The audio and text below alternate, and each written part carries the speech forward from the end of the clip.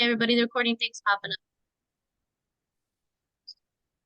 up. Okay, and then my name is Kelsey. I am a teacher here at Divination Academy. I'm solitary wish, solitary practitioner. I've been practicing for very long time. I think since I was like 12, 13 on my own.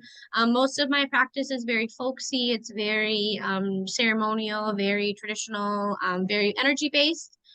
So that's kind of where you're going to get a lot of my information from as well. I've studied through multiple different masters, multiple different teachers, lots of different practices, and lots of different pantheons. So I pull my information from everywhere. So that's kind of a little bit about me. Um, so we're gonna do the archetypes. The big reason why I want to do them is they affect our lives both spiritually, magically, in witchcraft, in psychologically, all of that. The archetypes are a really big deal. The other reason why I want to touch base on this as well is because in the Dark Goddess Devotionals Club, I'm really teaching you guys how to work with the deities themselves, but I also want you guys to be able to work with the archetype energy of that deity. And I've brought that up before, and a lot of people weren't quite sure what that was. So I wanted to teach you guys a class to make sure that you understood truly what the archetypes are themselves, and then the difference between working with the archetype energy of a deity versus working with the deity specifically themselves. Um, so the biggest thing that I want to point out is deity work, like I said, it goes into two different forms. One is working with the archetype, which I'm going to explain to you, but it's the overall what that deity represents, what it encompasses, the lessons, the symbols. It's more of energy as like a whole. And you can pull from that for that specific energy, mostly for shadow work, but you can use it for other things as well. And then working with the deity itself, that's you actually invoking the deity. That's you bringing um, that deity to you, that deity specifically. It's not just that archetype, that essence, that it's the deity as an entity, it's themselves. So that's the biggest key difference. Um, I'm just gonna get there, Andrea. So what the definition of an archetype is, so it's a very typical example of like a certain person or thing. It's not stereotypes. There is a difference between stereotypes and archetypes. It's really the original thing that it's imitating. So the archetype is like its very original essence, its very original entity, its very original energy. It's a recurrent theme and symbol. It's going to be a recurrent theme and symbol throughout history, throughout culture, throughout psychology. It's reoccurring throughout everywhere. You can take these archetypes, you can lay them over even how to create a storyline when you're writing a book. You can take it over and put these archetypes over your psychology, your mental health, your spiritual practice. They go over divination as well. It shows up super present in astrology and in tarot. I'm pretty sure once we go over this, like you guys are gonna be like, oh, I've been working with archetypes this whole time and I didn't even know it. Especially if you work with tarot and especially with astrology. That's huge archetype energy there. Another way that it can be defined is it's pretty much like it's an inherited belief system, it's an inherited mental image, it's an inherited thought that also resides within the collective. It resides within the collective unconscious. It is something that is spread throughout the entire conscious. It really doesn't change. It's very solid. It's throughout history. Like this isn't something that's very fluid. Um, it can be, but it's really not. So that's another reason why the archetypes are so important is they are really important as a collective because they really, really are a common theme throughout the collective and it helps us understand each other. It helps us understand our deities. It helps us understand ourselves. So that's another way to kind of like look at that archetype energy as well. The way the archetypes really came about is actually we've been using them for centuries and millennia in magic and witchcraft. Like I said, the tarot, astrology, and things like that. But where it really like solidified like this idea, and we got this breakdown, and we really got like really, really harnessed into what each one meant, is it actually came from psychology. It really started in psychology. It was a psychologist. His name was Carl Jung. He was a Swiss psychologist. He was widely known for like dream analysis, analytical work.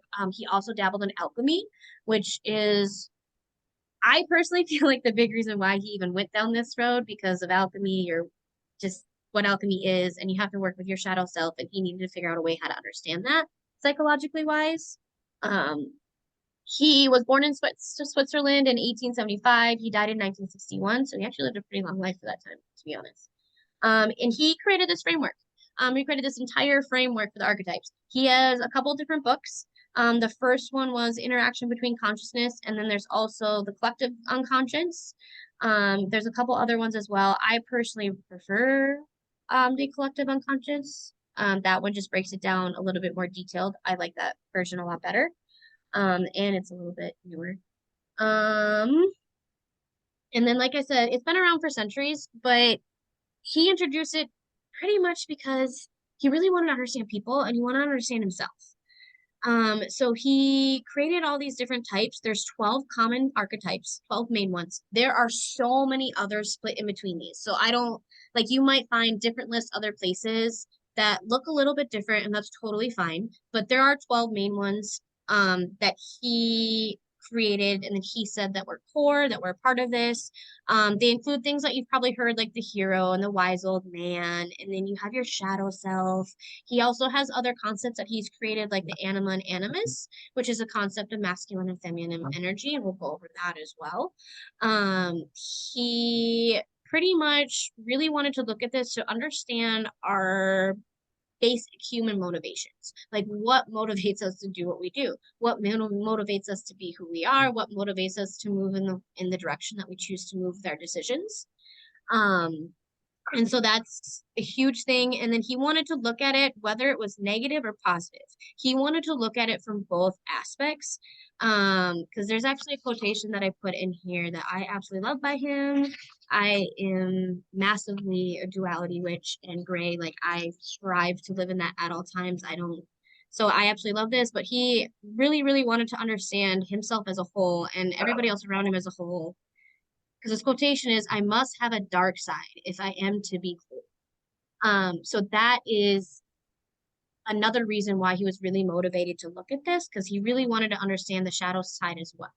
And he felt like in order to do that, you needed to first understand like the archetype, who you are as a whole, to really dig deep into that. So this is another reason why I'm touching on this, because this archetype energy, it matters for shadow work. And the concept of your shadow self, he really helped fully develop this and like really bring it into light. So that's another reason why I also wanted to cover this as well, especially with the dark goddesses and all the shadow work we're going to be doing in order to evoke them. Then let's see. Another reason why he did this is if you know yourself well enough, then it may be easy to recognize when you're having destructive patterns in your life, destructive, whether it's thought patterns, whether it's actions, whether it's anything like that. And you'll be able to recognize those faster to be able to help yourself heal and move in the directions that you need to go. Because you're going to have a much more deeper understanding of who you are as a whole. What was the quote?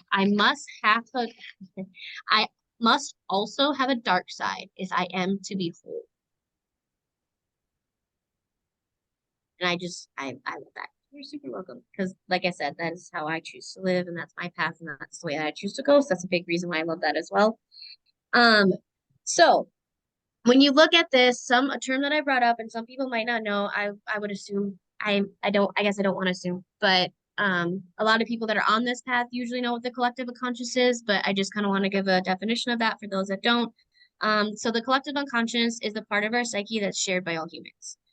So it's a source of all of our common experiences, all of our common beliefs. It's a source of where like all of our dreams, our motivations, our hopes, all that comes in as a shared psyche between all humans. So that is the definition that we're looking at when it comes to collective unconscious in this type.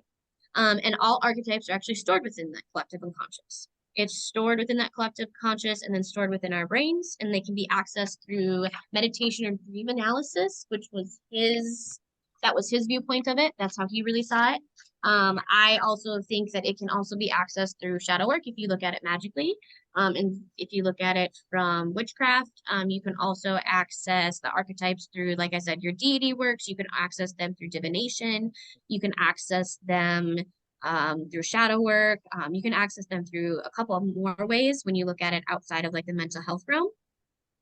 So the shadow archetype. The shadow archetype, I don't like this word. I'm using it only because this is how he chooses to define it. I don't live in the world of negative and positive like this, but he chooses to define the shadow archetype as a negative aspect of your personality.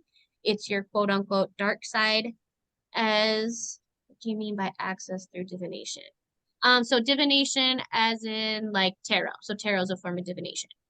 So you can access the archetype energies through divination, like whether you're using that to get messages from the spirit, the universe, a deity, ancestors like that. So that's another way that you can access that archetype is through a divination skill like that. So what I was saying was the shadow archetype, like I said, I don't like using this term, but he considers it the negative aspect of your personality. It's your darker side. His quotation for it is a shadow is a part of us that we are not aware of, but it exists nonetheless. We have an unconscious mind and an unconscious body, so it makes sense that there would be some part of our dark side to our personalities as well. I totally agree with him that there are two like parts and there is like a dark and a light, but I just disagree with the aspect of it being negative. That's just where I'm going to put that clarification. But he teaches it as negative. Um, he also views it as a shadow archetype comes in many forms. He views it as destructive behavior, greed, anger towards other, wrath, jealousy, envy, being evil or harmful. So those are things that he says that's how the shadow archetype will represent itself to you. The way we look at it in the psyche is parts of ourselves we hide from. Yeah, I can agree with that. I can agree with that from that standpoint. I can totally agree. The anima and animus archetypes. So this is part of it as well. So he has these archetypes, and this is the male and female soul. He believed that we all had inner femininity and inner masculinity. That we all possess that. It just may be more pronounced in some than others. And he called these were considered his two principles. So that is also part of this archetype energy as well. So it's the yin and the yang. It's all of that coming in again as well. The persona archetype, that's your mask of your ego. So that's what allows you to hide your true self from others as well as from yourself. The persona is a way for you to pretend that everything is okay. You're in complete control when you are absolutely not. So like it says, really like that's the biggest way to describe that. It's your mask. It's what you put on. It's what everybody else gets to see. It's what you decide. It's the facade. I mean, I guess the perfect an example is like, everybody has their phone voice. We all have that fake version of ourselves. There's multiple different masks that you can put on. But that's what that persona archetype is. The self archetype is self-awareness in the ability to be aware of your own existence, thoughts, and feelings. It's the ability to recognize that others have different experiences than you do. It allows you to have understanding and empathy. It allows you to be self-aware. It allows you to want to have self-betterment. It allows you to want to be able to see others' perspectives and learn new ways of thinking. But it can also allow you to become a little bit too compassionate. That's the shadow side, and we'll talk about that a little bit later as well. But that is the self archetype. Um, there are some kind of criticisms and like pushback when it comes to archetype as well. I didn't want to just talk about it like it was all happy go lucky, everybody loves it, it's amazing. There are actually some criticisms about it. A lot of people claim that it actually doesn't lack like actual like evidence because this is all just a theory. He doesn't have like there was no actual evidence to fully prove this. Um, and so that's one criticism towards it. Another one is potential misinterpretations that somebody could potentially look into an archetype and think it's represented in this way, but it's really not.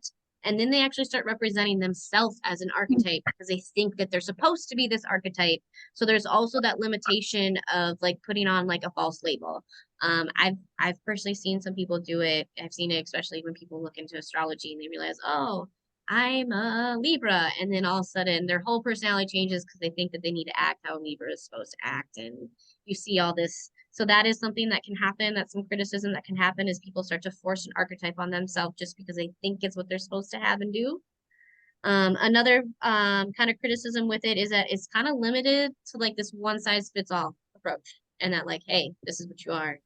You fit in this box. And obviously, we aren't all in boxes. So that is the other criticism, and to also be aware of for that. That will be something that you'll kind of feel at times. You're like, oh, they're this archetype energy, this deity is, but then they're not coming across to you that way at all. And that's totally fine. Another thing that I wanted to touch on was archetype versus stereotype. To get in a better understanding of these, how I kind of explain it in the study guide is you think of a stereotype more of like a box, and an archetype is more of like a transparency overlay. So it's more of like the stereotype is that box that you put in. The archetype is that whole thing that's going to completely surround you, the whole unconscious, the whole collective unconscious, and everything around you. I think I put in a kind of neat little example in there about a projector. If anybody even remembers what those are, I kind of felt old doing that, but it seemed to make sense. Archetypes and shadow work. So the chunk that I have in here about this is I work with archetypes most often during shadow work sessions. For each archetype that ends up playing out in our lives, there exists both light and shadow attributes, and I try to access all 12 of them at some point in time throughout the year. Using archetypes as a framework for explain our shadow aspects gives us an awareness of our aspects of ourselves that we keep hidden that we may not be aware of. So for example, lately I've been really working personally myself on the fact that my caregiver archetype has gone absolutely berserk, and it has gone to the point to where like I am absolutely overloaded in that right now, and the shadow side is coming out to where resentment is showing up and things like that. So I've been focusing very hard on that specific archetype within my personality through deity work, shadow work, things like that. So that is a way to approach that. You see something that's coming up in your life, you realize that this is the archetype that is representing for you, and it helps you direct where your shadow work needs to go, where your prompts need to go, what deities you need to start reaching out to and looking to if they haven't already reached out to you and you just aren't paying attention. So you use them as a framework for exploring your shadow. Like I just gave an example for kind of what I do for me. They also kind of tend to make your shadow work a little bit more approachable. People seem to find it a little bit more approachable when you're looking at it from like, oh, this is an archetype of a collective conscious. This isn't just about me. So it seems to be a little bit less abrasive. It seems to be a little bit more of like a gentle nudge in. When you like kind of look at it from that perspective. So that's another reason why I also like to do it as well sometimes from that perspective. If it's something like I know I really need to do, but I don't want to, I'll kind of decide to do it from an archetype perspective, because then I feel like I do have that collective unconscious with me. That's a part of me. That energy's there, a part of that, and I don't feel quite so alone. So that's another reason why this can be amazing for shadow work. And like I said, I've mentioned a couple times, it can also be helpful with divination, especially like I said, astrology and tarot. Each tarot card, each sign, they represent a specific archetype. If you know what that sign's archetype is overall that it represents, it's going to give you a much deeper insight into how to do a reading for that person, what message is specifically coming through for that person. It's going to help you direct that a little bit more clear. It's going to help you with the word choices that are coming across for you as well in the communication with those people based on their archetype as well. So that's another key reason why I think it's so important to know these as well. I'm going to take a breath for a minute and ask if there's any questions so far. I know it's a lot, and this one is really kind of nitty gritty. Morgan, raise your hand. Go ahead. So I've done shadow work in like a therapy aspect where I'm journaling and I work through like prompts. Could you tell me like what a shadow work session looks like in the magic sense, I guess? So, yes, I've done both as well. I actually just graduated DBT, so I totally get that. When it comes to like shadow work through therapy. So the biggest thing that's different for me is when I'm doing shadow work for mental health and for therapy and things like that, I am doing it from a self-development point, but I'm not set in sacred space. Bye, Andrea. I'll see you next time. I do have Dark the Goddess devotional on Sunday, and we have ceremony tomorrow for full moon. Thank you. See you later. See you later. Bye. Okay, so what I was saying is, so when it comes to the shadow work, when it comes from a magical and spiritual standpoint, for one, the biggest difference is I'm set in sacred space, I'm set in container. I am making sure that I am bringing in whatever divine divinity I want to bring in with me, whether it's an archetype energy, a deity specifically, whether it's just the moon energy, things like that. When it comes to shadow work, when from the spiritual realm, you're not doing it just alone, you're doing it with that energy with you. So typically, like I said, I'll be set in a container. So there'll be incense and candles, and I'll have meditated prior, I'll meditate after. It's much more than just really, I guess, doing a journal prompt. Does that answer it all? Does that help at all? It really does. Thank you so much. Okay, awesome. Any other I'm going to questions? interrupt. I'm going to interrupt 'cause I'm going to leave because I can't stay awake for very much longer. I'm UK based and we're on 2 a.m. in the morning. Oh, thank you so much for trying to be here this early, though. I super appreciate it. That's quite okay. I hope to catch your videos and I hope to catch maybe if you change your time as you were saying earlier, maybe I can catch up with you at some stage then as well. Sounds good. I will look at changing the times. Have a good night. Try to get some rest, okay? Thank you. Night You're all. welcome. Okay, any other questions, guys?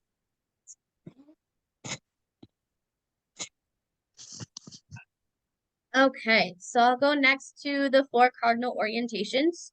The reason why I think this matters is it helps you kind of separate the archetypes into smaller chunks. If you're not sure what specific archetype you need to work on, you can look at the chunk, the 4 cardinal the 4 cardinal orientations, figure out which orientation this really feels like, and then you're going to be able to dig a little bit more to figure out what specific archetype you need to use. So the 4 cardinal orientations are ego, and it's also kind of how you look at them is it's how you're trying to realize your goals. It's kind of how your motivation is. It's kind of how you feel your place in the world is. It's kind of how you feel like your path is going to be as well. It's kind of your yearnings, your hopes, your dreams, your desires. It's all of that kind of wrapped into one as well. So 1 is your ego, so it's how you leave your mark on the world. 2 is order, so you're providing structure to the world. 3 is your social, so your connection to the others, and then 4 is your freedom, so you're yearning for paradise.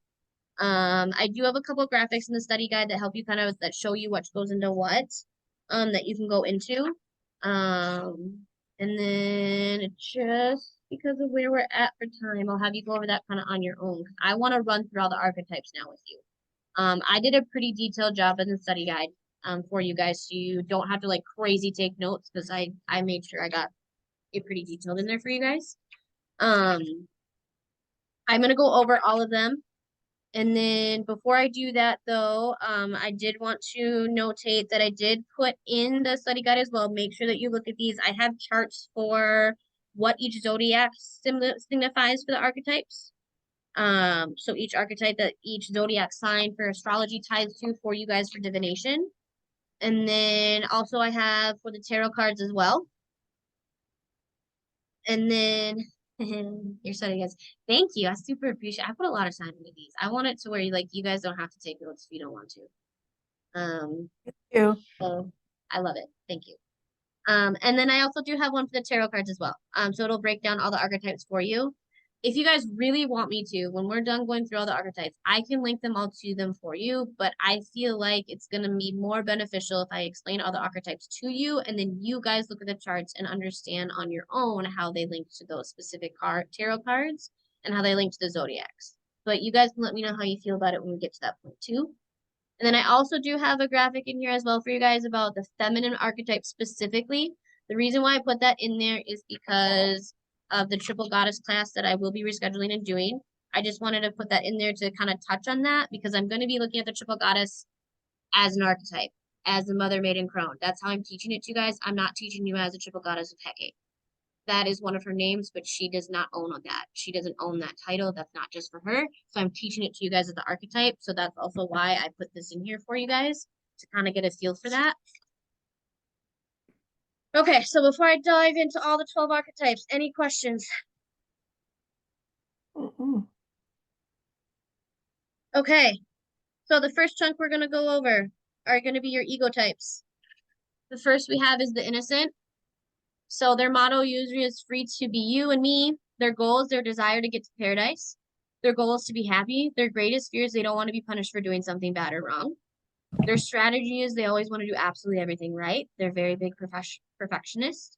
Their weakness is they get really bored. They get super bored, and they have a very naive innocence that can help them get fooled often. Their talent is they have absolutely astounding faith and optimism. I'm sure as you're hearing this, I hope you guys are trying to draw connections to what tarot cards and zodiac signs these attached to.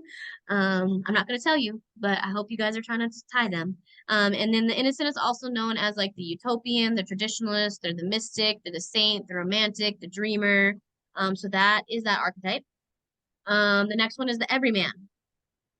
All men and women are created equal. Their goal is all connecting others. They love to feel belonged. Their core desire, like I said, connecting to others. Their greatest fear is they're being left out or that they stand out. It's not just that they're left out of alone. They don't like even being in a crowd and standing out. They want to be able to blend in.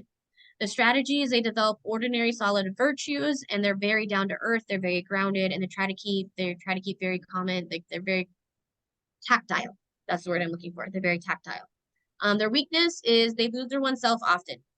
Because they're able to blend into others, they have a hard time with identity, and they end up in a lot of superficial relationships. Their talent is realism. They are very grounded in the real world reality, like very grounded in the real world reality. They have an immense amount of empathy, and they lack pretense. So kind of, how do I explain that? Apprehension is another way to kind of put that. The everyman is also known as the good old boy. They're stereotypical guy and girl. They're the person next door. They're the realist. They're the working stiff. They're the middle class, solid citizen, your good neighbor, the silent majority. So that's another way that they are known to look at them. You have next the hero. Where there's a will, there's a way. Their core desire is to prove one's worth through courageous acts. Their goal is they're an expert at mastery in a way that improves the world. So that is big. I want to make sure people pay attention to that part. They do focus on improving the world. They have a very grandiose image. The greatest fear is weakness, vulnerability, and being a chicken. They don't like being called out and told that they're weak, or they're scared, or they don't want to do something. Their strategy for life is to be as strong as competent as possible. Their weakness is they're arrogant, and they always need another battle or fight. As soon as they're done, they're like, oh, where's the next one? They don't know how to chill. Talent, competence, and courage. Their hero is also known as the warrior, the crusader, the rescuer, superhero, soldier, dragon slayer, and the winner and the team player. The caregiver, they love your neighbor as you love yourself. I rest in this archetype. I am a double Virgo with Virgo in 6 of my houses and then Capricorn everywhere. So I rest here. I know this archetype very well. Motto, love your neighbor as yourself. Your core desire is to protect and care for others. Your goal is simply just to help others. Your greatest fear is that you're selfish and that you're ungrateful. You don't ever want to come off as ungrateful. You don't want people to think that you're selfish. Your strategy for life is that you do absolutely everything for others, even in pre-anticipation. Your weakness is you can end up becoming a martyr. You can end up becoming just exploited. You can end up becoming completely exhausted. You can also be very resentful. Your talent is your compassion, your generosity. You're very compassionate, generous. And then the caregiver is also known as a saint, the altruist, the parent, the helper, and the supporter. The next chunk that we're going to go to, these are your soul types for the 4 cardinal points. The explorer, which is don't fence me in. They do not like to be in one spot. They like to be everywhere. They are a wanderer. Their core desire is the freedom to find out who you are through exploring the world. They have wanderlust. Their goal is to experience a better, more authentic, more fulfilling life. Their biggest fear is they don't want to be trapped in one space. They do not want to conform or be as society says they should be, and their biggest fear is that they'll feel empty inside. Their strategy to life is they journey, they seek out experiencing new things, and they to be able to constantly escape boredom. Their weakness is they aimlessly wander. They become a misfit because they can't fit into anywhere because they never stop in one place. Their talent is absolute autonomy. They have absolutely fantastic ambition. They truly know who they are, and they know how to stay true to their own soul. And they're also known as the seeker, the wanderer, the individualist, and the pilgrim. Next is the rebel. Rules are made to be broken. Their core desire is revenge and revolution. Their goal is to overturn what isn't working. Greatest fear is that they're powerless or ineffectual. Strategy is they want to disrupt, they want to destroy, they want to shock, they want to tear it down. Their weakness is they cross over to the dark side and they end up in a life of crime. They end up doing things that just get them in trouble because they don't think ahead of time. Their talent is they can be absolutely outrageous with their ideas and they will do them no matter what. And they can make an absolute big impact with it and they have absolute radical freedom. They're also known as the outlaw, the revolutionary, the wild man, the misfits. The lovers next. Their motto is, "You're the only one." Their core desire is intimacy and experience. Their goal is being in a relationship with people, working and surrounding that they love. It's all about love for them. This is different than compassion. I want to make sure that people understand that. This is very different than compassion. This is like love and passion. Like this is very different than empathy. Their greatest fear is that they're going to be alone or that they're a wallflower and they're not noticed or that they're unwanted, unloved. And their strategy to life is they become more and more physically and emotionally attractive. They do everything they can to be what they're told to be in order to be in relationships with others. Their weakness is they are outward directed for desire to please others and even at the risk of losing their own identity. Their talent, they have absolutely astounding passion. They're grateful for absolutely everything they have. They have appreciation for all the people in their life. They don't know how to show it. And they are committed and loyal beyond belief. The lover is also known as the partner, the friend, the intimate enthusiast, the sensualist, and the team builder. Next, we have the creator or the artist. If you can imagine it, it can be done. Your core desire is to create things that have enduring value. Your goal is to realize a vision. The greatest fear is that you're mediocre. Their greatest fear is that you're mediocre and you're not going to be noticed. The strategy you want to develop, your strategy for life is you develop artistic control and skill. Your task for life is to create culture and express your own visions. Your weaknesses are perfectionism and you have bad solutions because they're not very logical. You stick in the creative realm. Your talent is you're absolutely fabulous with your creativity and imagination. Your imagination can go absolute wild and do things that most others couldn't even dream of. The creator is also known as the artist, the innovator, the musician, the writer, and the dreamer. Next, we have the jester. Now we're going to be getting into more of your self types for the cardinal orientations. Their motto is you only live once. Their core desires, they just want to live in the moment and have fun. They want to have their goal for life is to have a great time and to lighten up the world. Their greatest fear is that they're bored or that they're boring others. Their strategy for life is to play, make jokes, be funny, be the prankster. Their weakness is frivolity and they waste a lot of time.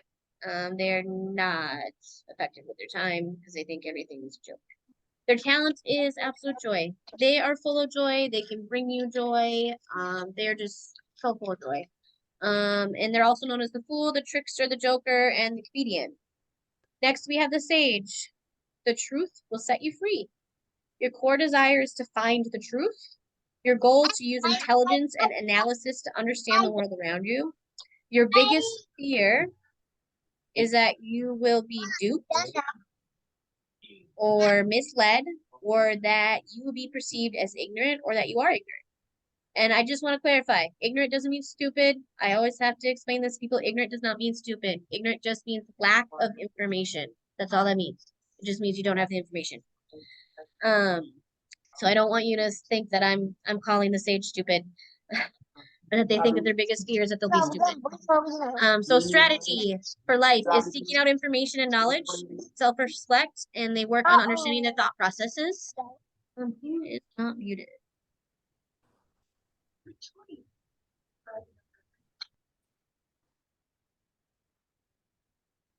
Okay, where was I? Strategy for life, seeking out information and knowledge. Their weakness is they can study details forever. They can be studying forever and ever and ever and never actually act and never make a decision. Just gonna throw this out there. I sit in this archetype as well. Totally understand this. I will study for eons and eons before I feel like I know enough about something. I even still feel like I don't know enough to teach you guys. So like that's this archetype. This is definitely where they sit, and it's definitely a weakness. Talent for them is wisdom and intelligence. The sage is also known as an expert, a scholar, a detective, an advisor, a philosopher, an academic, a researcher.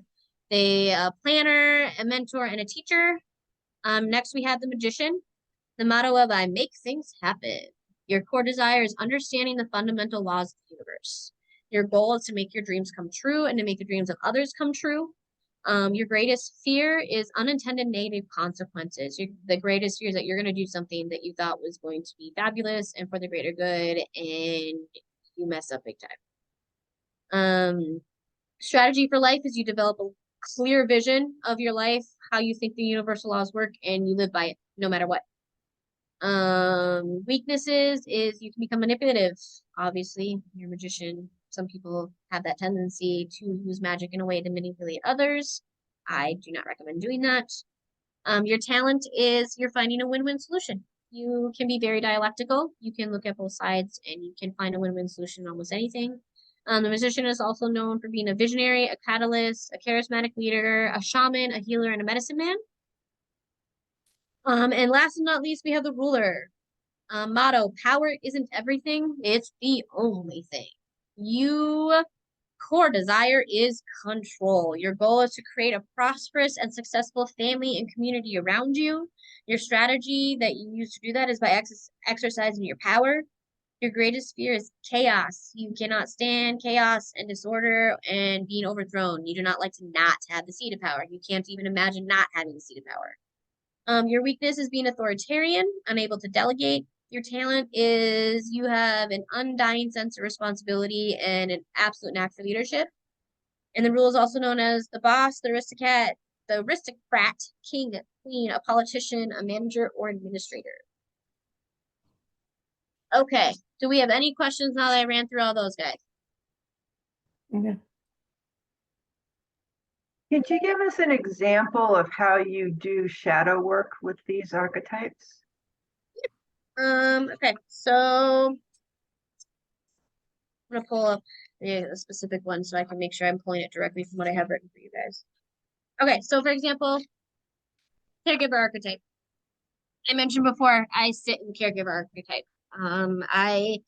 It is very, very, very heavy for me. It's a core part of my personality, and I end up in the weaknesses often of martyrdom or feeling exploited or being absolutely resentful.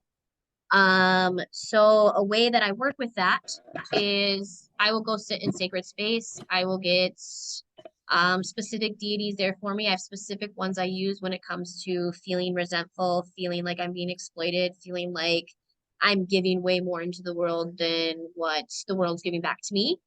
I have specific, like I said, I have specific deities that I work with for that. And then I call them in. And then I call in that archetype energy alongside with them. I use both at the same time. The reason why I use both is because I've been working with both for a very long time. If I want to use just archetype energy, I can, but I use both because I've been doing both for a long time. But for just specific archetype energy, I will literally sit there in shadow work and I will sit and I will think about the archetype of caregiver. I will think of what a caregiver encompasses, what they are, what the caregiver archetype is at its absolute best, what the caregiver archetype is at its absolute worst.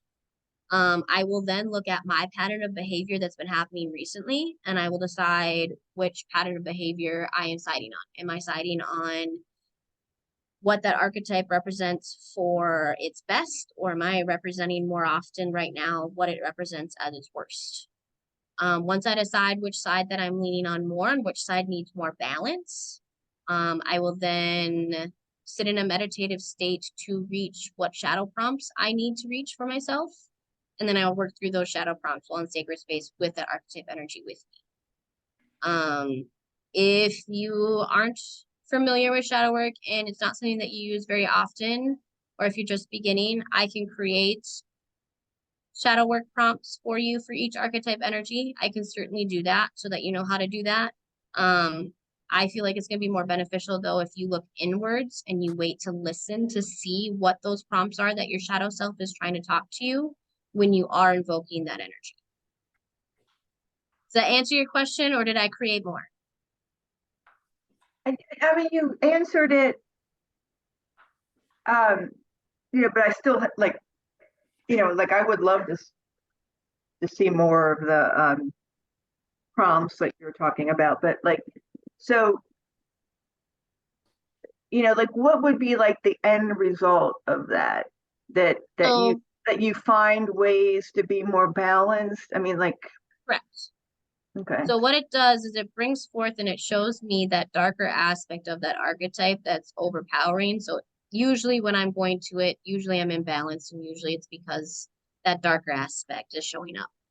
And then when I realize that it's imbalanced like that, then what I can do is I can focus on my thought patterns, I can focus on my behavior patterns, I can focus on how I've been reacting to people around me, and I can really understand like how that archetype energy is representing itself to let me know how I am feeling, how others are making me feel, and then it helps me be able to change that behavior. The shadow work with this archetype actually helps bring it forth to even help me realize what's going on. It helps me even realize that that is what's happening for me. And then because of the archetype energy and I know what it's supposed to look like on the positive side, I think I then can pull in, okay, I'm feeling this way, but I want to represent this archetype energy. What do I need to do to pull more of that archetype energy into my life? What do I need to do to be more of this positive balance of this archetype energy? What am I missing? And then I sit and I wait for those answers to come. And then if I need to keep asking more questions to dig deeper and that doesn't give me the answer, I keep digging deeper. Does that help, or do we need, I can keep going? No, that everything you're saying is helpful. I just want to take it one step further because, Yeah. I mean, this is an area that I need help with as well. I mean, So if you want, can you give me an example? So one step further, so it's an area that you need help in. Well, I like I take care of my 86-year-old mother. Okay. So you're talking specifically about the caregiver archetype. Yeah, and so that was just a good example. So, there are, I mean, I understand that I can, to a certain extent, control how I'm feeling about it, but certain things, you can't control another person. You know what I mean? Like, so like I can't control the fact that every time my mom's blood pressure spikes, she blames me. You know what I mean? Like, so does bringing the deity in like somehow help the balance between the two individuals? That's possible. What I think actually would really help for you, is I honestly don't even know if I don't even know if you need to look at the shadow aspect right now. I wonder if maybe it would just be very helpful for you to sit in a meditative state just with trying to surround yourself completely in the archetype energy that is a caregiver, just to kind of like maybe remind yourself like what that archetype energy feels like when it's at its best. Because that's something that I do as well. Like when I start to feel like really, really like negative, like really exploited, like really like I'm sacrificing myself for everybody, I sometimes don't even do shadow work, period. Sometimes what I'll do is I will just sit there and I will evoke that archetype energy as a whole in its best, absolute, most purest form of essence and energy. And I will sit in it and envelop myself in it to remind myself what that feels like, and to then remind myself what I feel like when I'm at my best, what I feel like when I'm at my purest form of that archetype energy, since I am very much that archetype. So I wonder if that would be more helpful for you, like right now, instead of doing like the shadow work part, just focusing on what that archetype energy feels when it's completely surrounding and enveloping you as a whole. Yeah, I think that would be helpful. It would help me not overreact to it, or, and to reinforce, my love and why I'm doing it. Yeah. I think that would be fabulous. I think it would really, really help you. Is it kind of sounds like is are people feeling that I need to do another smaller, shorter session to where I can actually like invoke and walk you guys through like shadow prompts with the archetype energy? Is that something that like people feel like I need I to would do? love that. I mean, anytime you didn't do the invocations, me being brand new to all this, I really don't know how to do any of that myself, and just so it's absolutely wonderful to be part of that energy that you have the skill to bring in.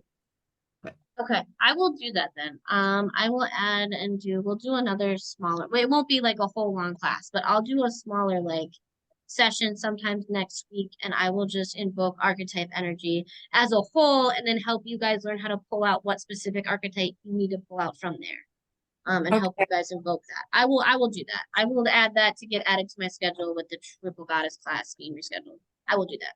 That would be That's fantastic. great. Thank you. No problem. Is there any other questions though? Besides that, oh, honey, go ahead. I actually have two questions. Yes. One, are the archetypes the same as the Myers-Briggs personalities? Yes. Yes. Yes. Yes.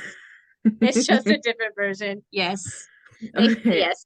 The name sounded familiar, so I was checking. Yes, this is just considered the the young the Jungarian personalities because it's from Carl Jung. So yes, it's just you know how psychology is. Yeah. Okay. What's your other question? So it sounds like everyone has all of the archetypes within them. It's just depending on how they level out, so to speak. Like you can have 10% of one, but like 80% of another, and that's just how you naturally are. So the one Yes. portrays more. Yes. Okay. Yes, that's I my thought so. Just understanding want to of double it. check. Yeah, that's my understanding of them. That's always how my understanding has been. And yes, that's always how I viewed it. That's always how it's come through for me.